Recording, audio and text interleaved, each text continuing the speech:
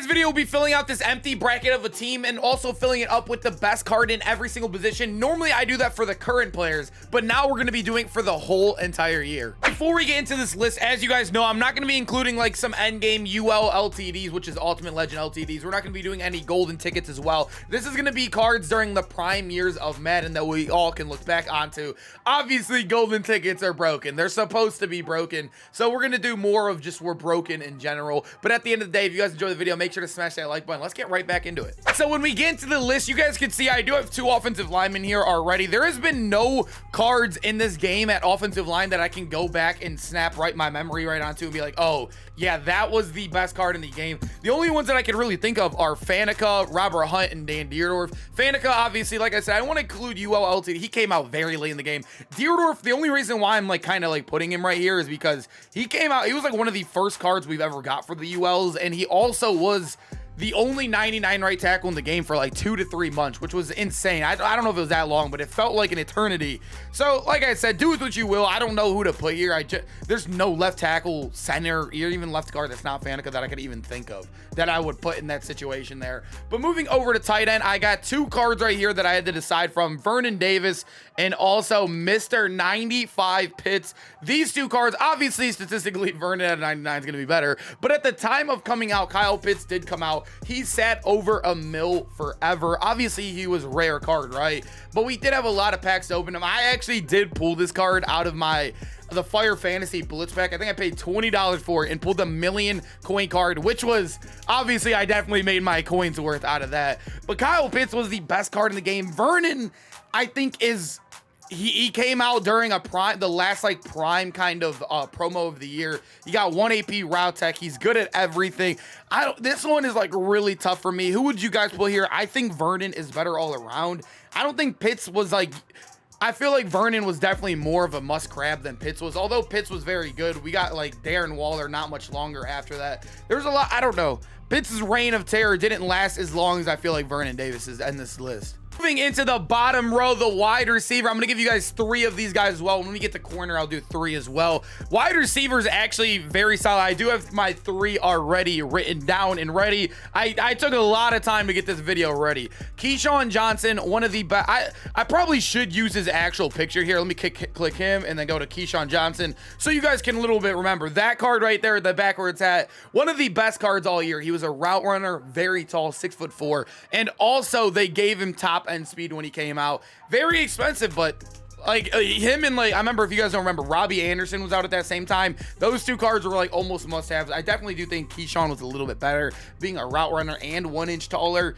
I loved that era of Madden right there, using those 2 guys. Moving over to wide receiver 2, I do think our guy Ja'Marr Chase, not the 97, not the 92 blitz card, but the 86 Ja'Marr Chase. We did do our top 10 cards in Madden 22 yesterday. I felt like this one is a little bit more in depth. That's why I'm keeping it like this. But Ja'Marr Chase, 86 overall. He was the fastest card in the game. He's basically what Tyreek normally is in the beginning of the year. That's how good Ja'Marr Chase was for the longest time. I remember I actually looked back at my top 10 wide receiver list earlier in the year, and he actually got passed up when a 91 overall Brandon Marshall came out. That was the first time this card got passed up on my list. In wide receiver 3, I feel like there's a lot of places you can go with this one, but I will be going with my guy Calvin Johnson, as I cannot spell on my keyboard this early in the morning. Calvin Johnson's Bo nose card. If you guys do not know, he came out with top end speed. There was only other 1 wide receiver with 95 speed. I remember this. He was 6'5". He is huge. I mean, it's Calvin Johnson. The only negative about Calvin all year is that he's been a physical archetype. Moving to halfback, I do think there's a lot of options you guys can go here. You can go Bo Jackson, this one right here, the 94 Bo Jackson. You can even go Derrick Henry, the 92 most feared card. One of the best cards in the game. I definitely enjoyed this card right here. And then one of the other biggest one is Cordero Patterson, the 90 veteran card. This one right here. A lot of very good cards. I do think I'm going to lock in Bo because Bo did start something terrible. He started the Bo nose. Probably one of my least favorite things in the game, but I guess it keeps more people playing. I don't know. Is there really any benefit of running Bo nose if you're not the one running it yourself? Let's be honest here. It's probably miserable. It is so fun to use, but it's so miserable to play against. And for that reason, I feel like he left a big staple on the game. I'm going to leave this halfback here. I do think he was really good when he came out as well. And then moving over to quarterback, this is probably the most locked in pick of the whole thing. And I obviously cannot spell, and I can't spell again. Mr. Derrick Henry, the 96 overall card. I clicked the wrong card art. It's all good. You guys know the 96 LTD zero chill card. Really no explanation needed here.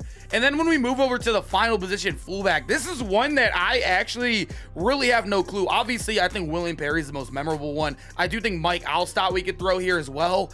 I don't know. There's not really a most memorable. I think like the one that I held on to the longest during the prime years is probably this Kyle Juszczyk or this Larry Csonka 91, the original one. Like I said, none of these cards really stood out until we got, like, I mean, also I could say Franco Harris, who was a beast early on, even this William Perry.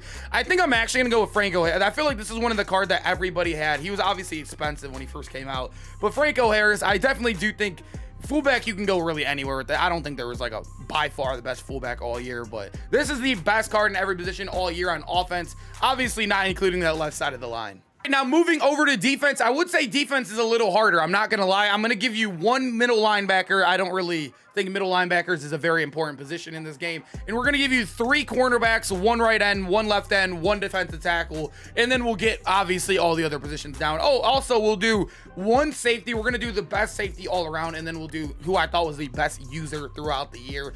And then okay, let's start over at that free safety. I do think this one is a little hard. I do think it comes down to Sean Taylor.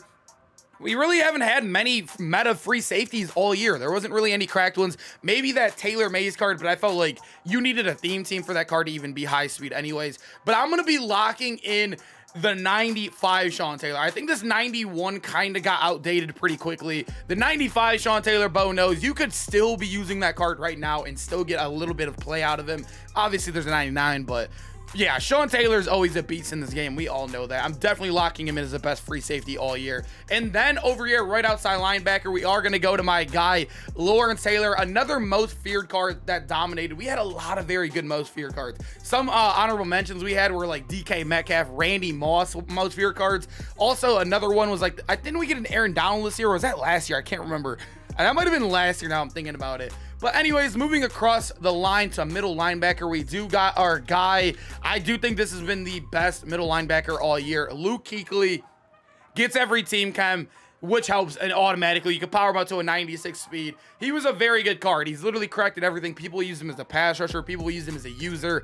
Luke Kuechly's definitely middle linebacker 1 throughout the entire year. And then moving to left outside linebacker, this is another one I thought was pretty easy as well. I think everybody knew about this card.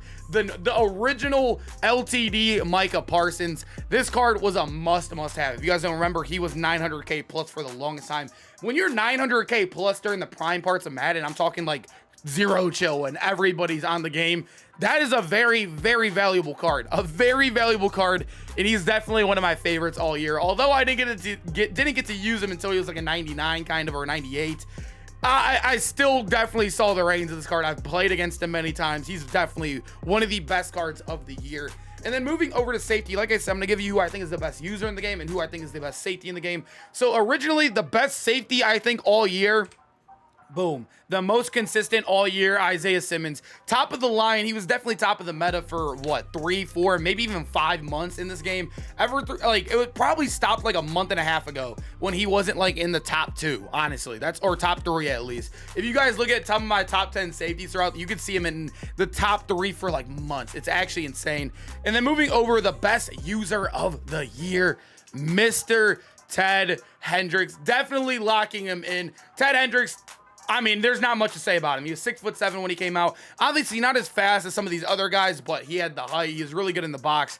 He was definitely a must own, and he wasn't even as like expensive as a guy like Simmons or a lot of these other cards. So everybody seemed to have Ted.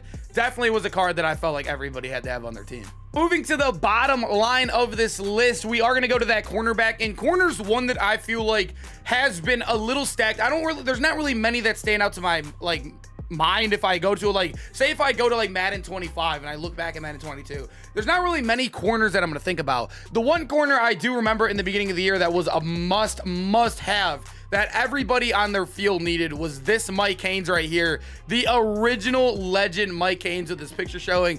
I remember spending so many coins on this card. Was definitely like I said, a must have on the field. I felt like everybody needed him. He was by far the best corner. He was 6'2", which was huge in the beginning of the year. But moving over to cornerback 2, I think this is another zero chill card. There he is, 95 Richard Sherman, 6'3". He had he was like tied for like top end speed kind of. I think there was a guy with like 95, but he is 6'3". He had a zone archetype as well, which definitely helped him for the zone KOs. I loved Richard Sherman. I think this card is one of the best cards all year. And then cornerback 3, I know this is a late game card, but like I said, I was cutting it off at the corner or at the Easter promo. And Chris Westry's 96, without a doubt, should be here. He is a 6'4" corner, 99 speed, and he also gets a 1 EP acrobat.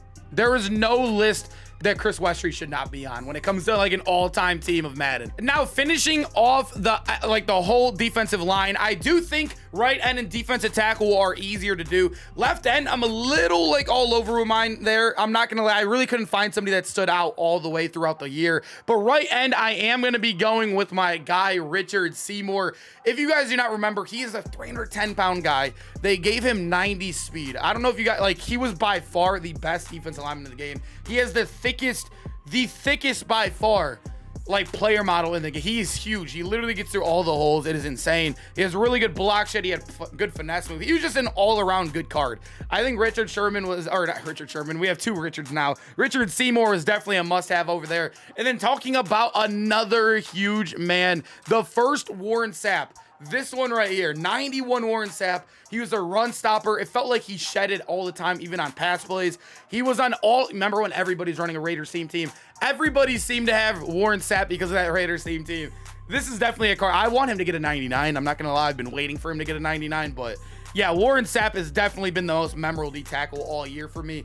I guess you could say like Leroy Selman, his first 94 is very good as well, but this Warren Sapp, I felt like everybody had. In left end, like I said, there's not really been many standout cards.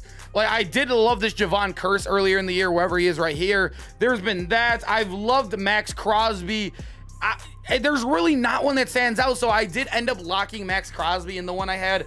Like I said, if there's a left end in the game that you thought, unless I'm completely missing him, I have no clue. I literally have looked and looked and looked, and I cannot find one that's like, oh yeah, that guy. I think it's because most of us use Jack Youngblood, and you guys know I don't include those guys on this list. So I think I'm going to leave with Max Crosby. I do think this was a must-have when he came out in the Gridiron Guardians 2.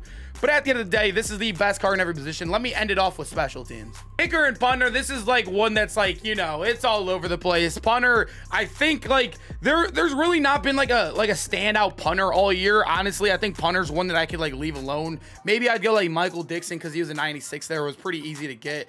And then kicker, I do think the best kicker of the year has been this 97 Justin Tucker. He was a must-have. He had by far the best foot in the game. He had like +2 power on the McPherson that was in the game, I believe, or maybe he was +1, but that +1 power can get you at least like a couple 2 yards when you come to kicking. Definitely the 2 best special teamers in the game right here during their primes. I hope you guys enjoyed the video. Make sure to comment down below which cards you would swap out for whatever position. I love reading those comments. And yeah, I did do a top 10 on all cards through Madden 22 yesterday. If you guys want to check that one out, I did want to get this one out because it is a little bit more in depth. So if you guys enjoyed, make sure to smash that like button. I cannot wait to continue all these series into Madden 23 as well. And hope to see you guys in those videos. Peace out, boys.